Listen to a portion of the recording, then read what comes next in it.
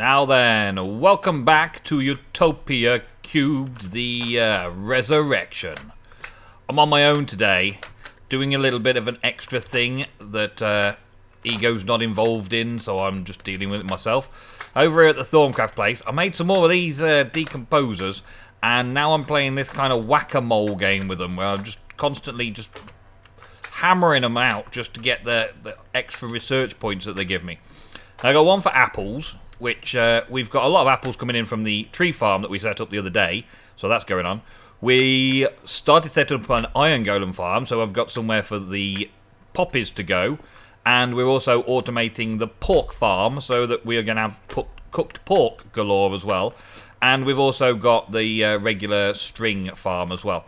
Now these items, if we take string for example, if there's any string, let's have a look.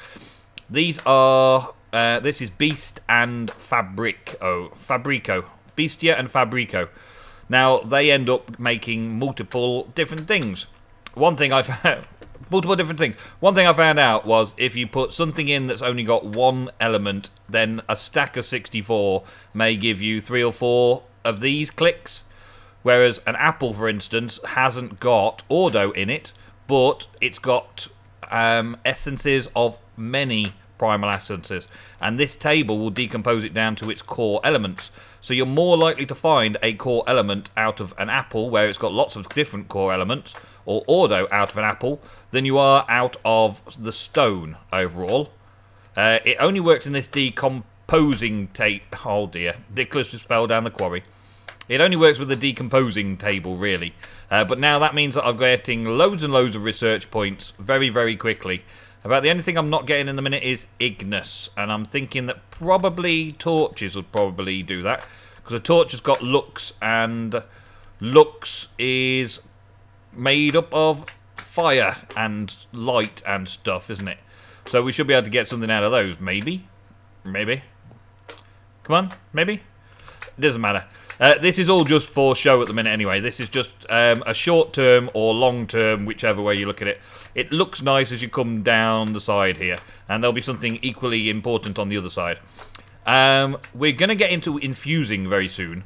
One thing that I did recently was create my set of goggles of revealing. The recipe for which is not available in NEI. Yep, not available in NEI. Let's have a quick look over here then. We'll do it this way.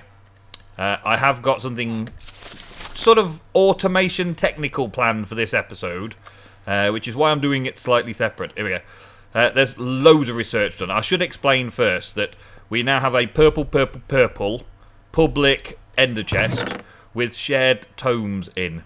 So whenever any of us do some research, it becomes part of the shared knowledge pool, and then we just quickly take this out. So I'd like to take Dave's out now, give it a right click, and I get knowledge required. And I'll just go through all 4 and click them before I start doing my research for the day. And then I add to the group research. So basically the server is researching everything. So we're covering things really quickly. There's lots and lots of things opened up. Now this is obviously researched faster than I would normally do by myself, and skipping over things that are important to go over in my playthrough of Thorncraft over here. So, the thermometer, that's like a stage 1 that I've already shown you back in last season. And then we've found and scanned things, and that's how we get the research points.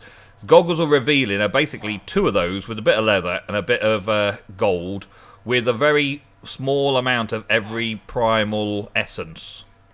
I guess they're the primary elemental essences, but these are all the basic principles. You gather this together and to make it fairly easy in an arcane workbench, which is just one of those tables, one of these tables, and you tap it with a wand. Nice and simple. So they're basics, they're things you start off with. Making these should be like the next stage that you do, because when you've got these, if you remember me wanting to look into here and find out what was in there, let's just throw a lever in. There we go. Now, with the goggles on, I can actually see what is in there. Yeah, I now know what's in there. So that when I'm doing potion brewing and stuff, I know what's already in the cauldron. And other things like I can see nodes from a greater distance. Let's have a quick wander down over here. I've got a node just over there. Without scanning through my thermometer, I can see the node better, which is awesomely cool. Yeah, I'll stop building that for now. I'll show you something down the other end there in a minute. Let's go down to this node first. So without my thermometer, I can actually physically see it. Whereas before, I'd have to be looking through that thing all the time. Now I can just sort of glance around and I can tell. You can even see them through the ground if you're looking at one. You can see it through the ground, and I can also just walk up to it and find out what it's got in it. So while we're here, I'm just gonna top up these wands. I'm working on a bigger, better wand next as well. So I'll just top these up while I'm here though. Got all the order I can out of that. Okay, and it'll recharge eventually over time. But what I want to deal with in this episode is ore processing. In particular, I want to get to the stage where the Thermcraft ores. I think I just completely killed that slime, but he's not going anywhere. I'm sure I just punched his face in. I want to get with ore processing. Ore processing of the Thermcraft shards. We have souped up and stepped up our mining operations, and we've started sorting out some auto processing. And I just missed that hole by an inch.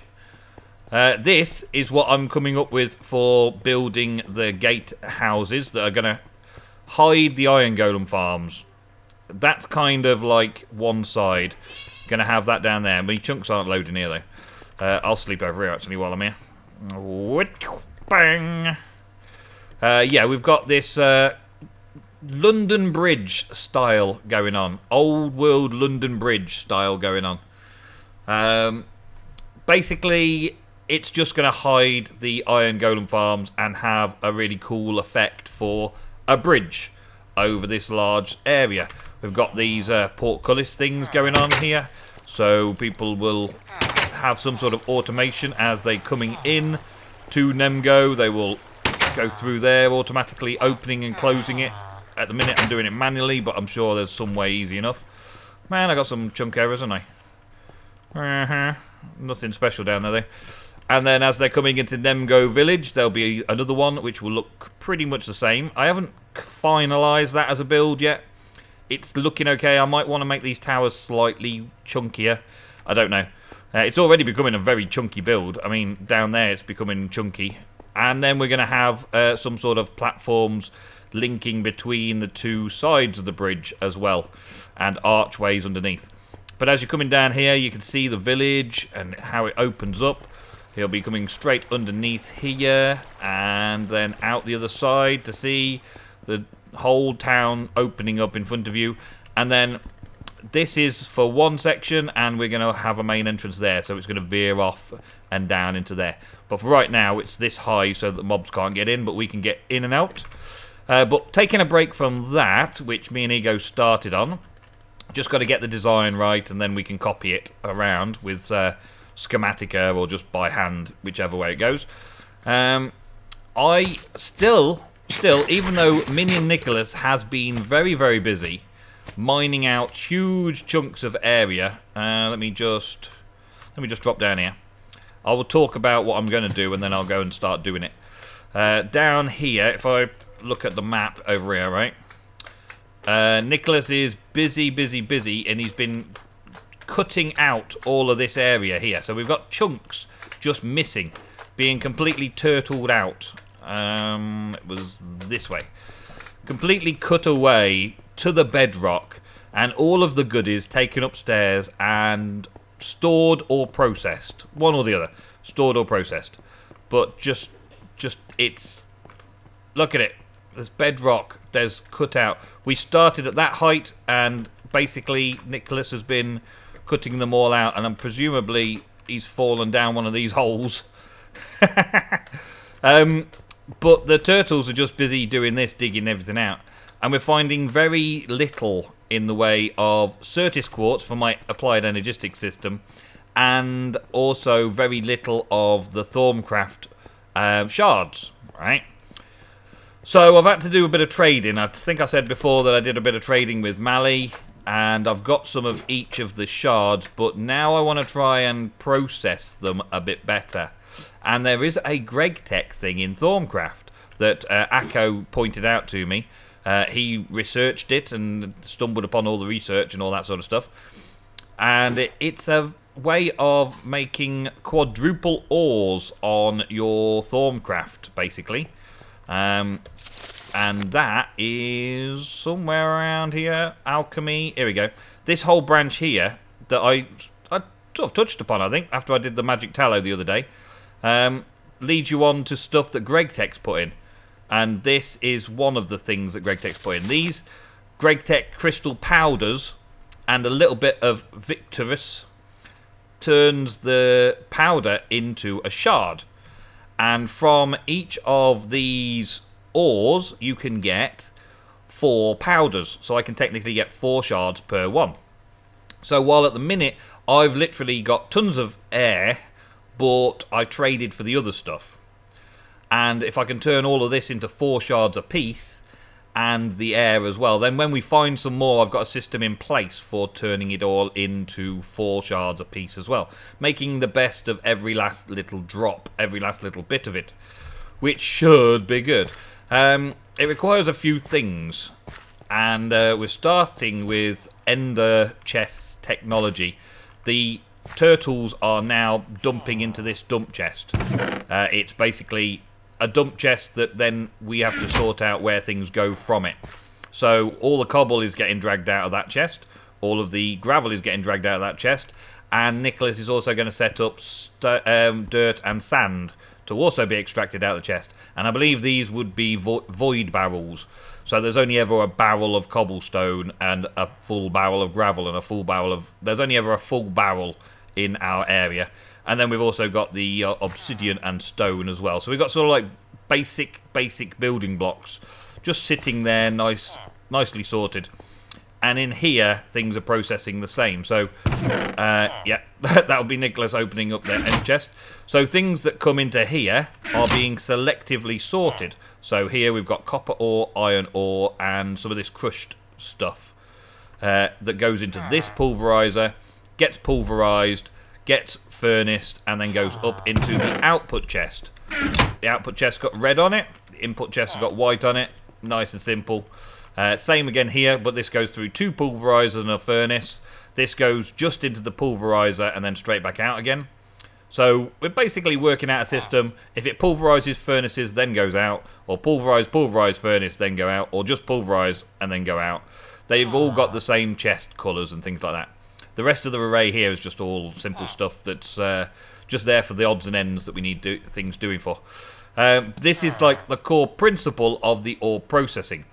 What I'm going to find is that these ores need to be double pulverized. Okay, so I'm going to use some air just to show you.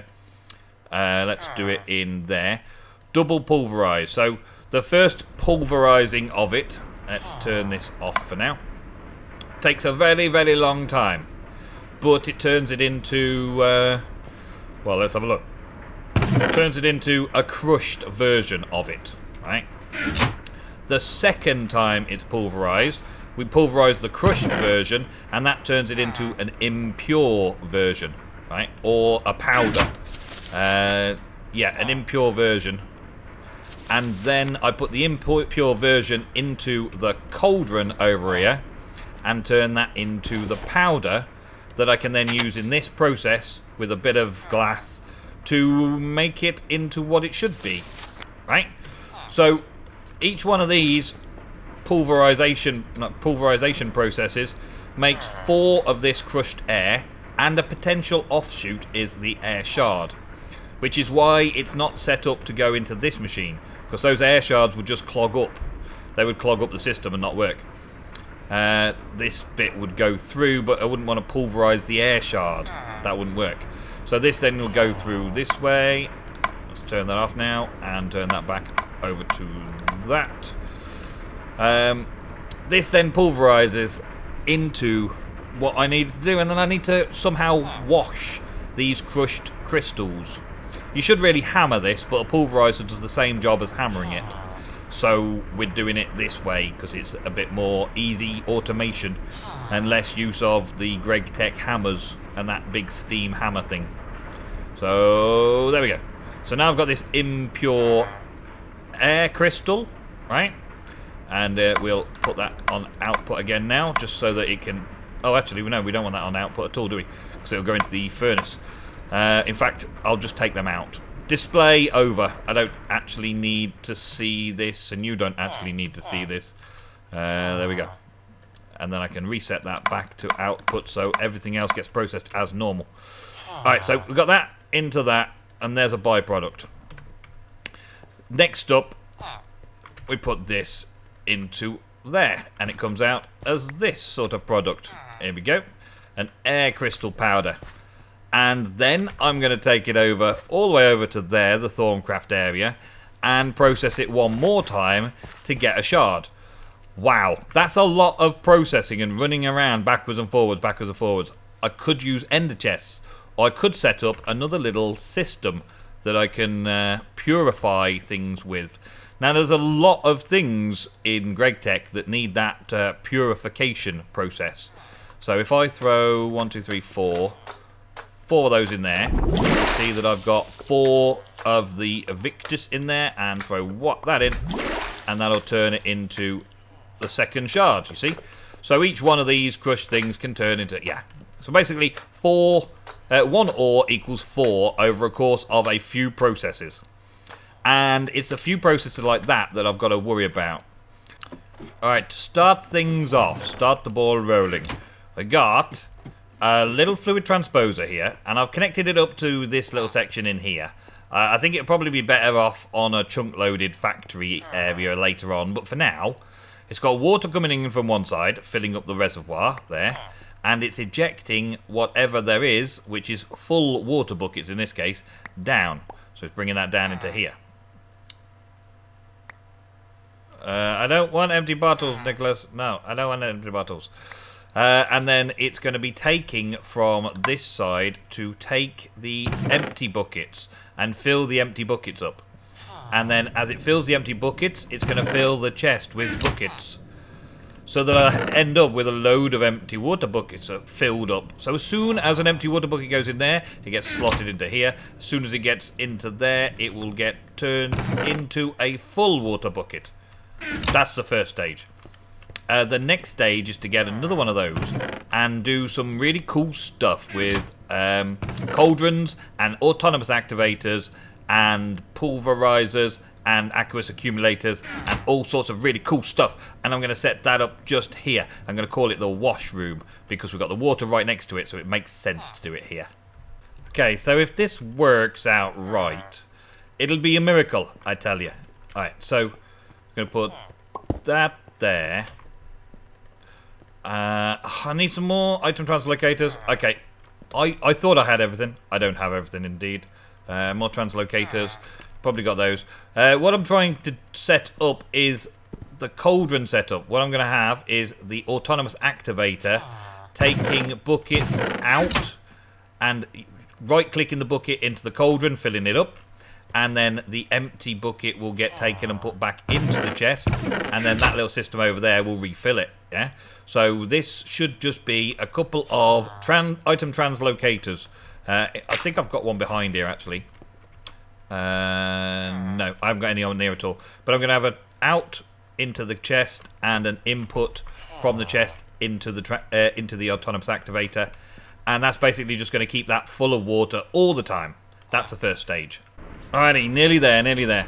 First thing I'm doing is setting up an item filter. And this item filter is going to go in the top here.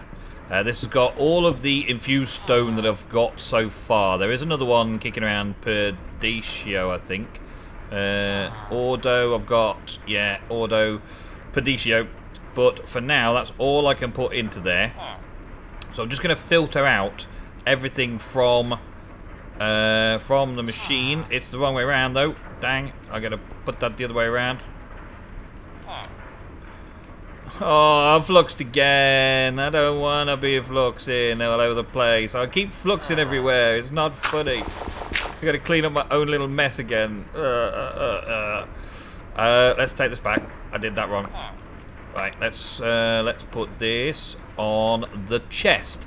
That might help. Right, put this on the chest and put the filters in, and then put this in there like that. There we go.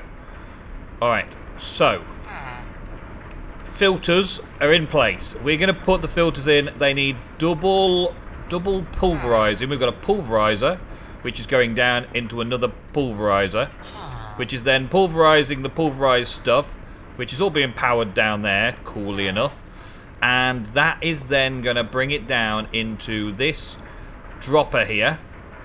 And this dropper can then have a timer on it, a redstone clock, which will turn this impure stuff, because the double process turns it into impure. We know that, yeah, I've already told you all about that.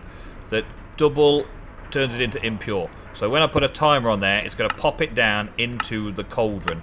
And the cauldron's then going to spit it out, and the hopper will automatically pick it up, I found. Will automatically pick it up from below, and then send it up through the system. So the water should stay filling up. Ah, you gave me a bit. The water should stay filling up, and then the box here should be gathering everything that's cool about things over here as well.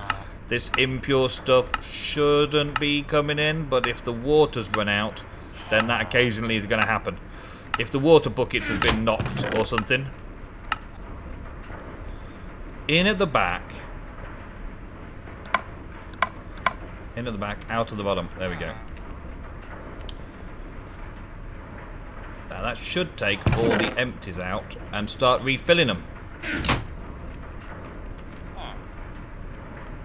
I blame Nicholas. There we go. Okay, so, yeah, now it should start working properly. Now this should carry on just keeping the water filled up, which is good. The thing about this autonomous activator, it has to be on round robin because it automatically empties the bucket, and if it did the same slot over and over again, then it would just try and put the empty water bucket into there, which is basically spitting it out and getting ate up by the hopper. Kind of like that. Should work though. The timer here is a clock that I can turn off as well, so I can put a lever on it to stop it from doing it automatically all the time and have that annoying clicking sound all the time. It's kind of how we want it to be. And I should be able to put this stuff in there, and it will rotate through and out into here. And slowly but surely this will process, double pulverize anything we put on the filters in here. So at the minute there's the stuff that I want filtered through, and then there's all the other things that we can possibly need for that. Coming out of the chest, the original, I've just mined it up from the turtle chest. Including amber ore, I could probably do that as well. And then my output chest here is currently just, just a chest, really. At the minute, just a chest. But by the time I've finished with it, it will be another ender chest that I can then send the things over to the Thorncraft area, which is my next stop. Good old Nicholas. He's brought me some rings and things and stuff and cool bits. Auto discount, Terra discount, they're worthwhile putting straight on. These two mundane rings have to be enchanted first. The amber I actually need, because I need amber and zombie brains and iron ingots and stuff. And knowledge fragments, always useful. Thank you, Nicholas. Over here, I've got together a few bits and pieces that I'm going to be assembling and sorting out. I'm going to put those in there with that lot. I will show you what I've done with it all a little later on. Right now, however, I can't get the other ring on. Which one do I want? Auto or Terra? Well, I guess if I keep them both available, then I can swap them over as I need them. Swap them over when I need them. That's it. Okay, so we've got the ores and everything being sorted out, and into this chest here, this little ender chest here. I'm going to place it down, show you what it's in there.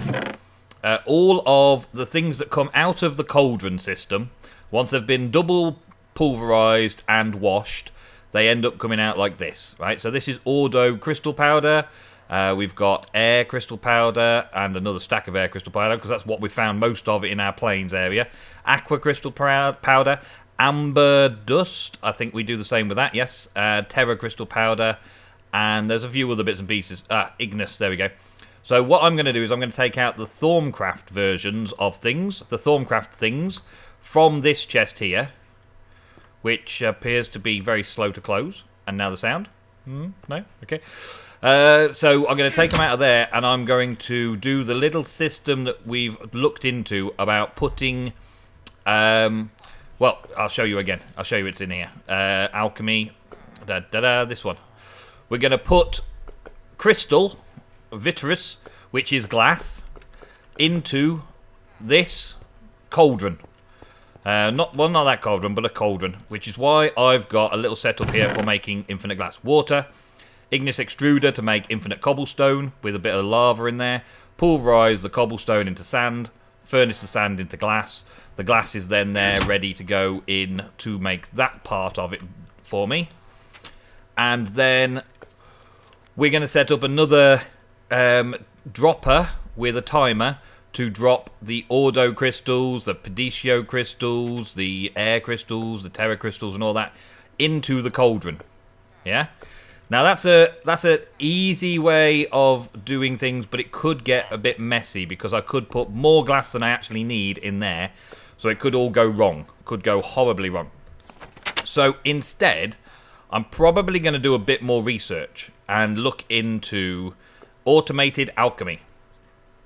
Automated alchemy is basically, the little I know of it, I've got to look into it a lot more, but the little I know of it, we make it like this, which is why I needed the amber and all that sort of stuff. We need those. We can make that easily enough.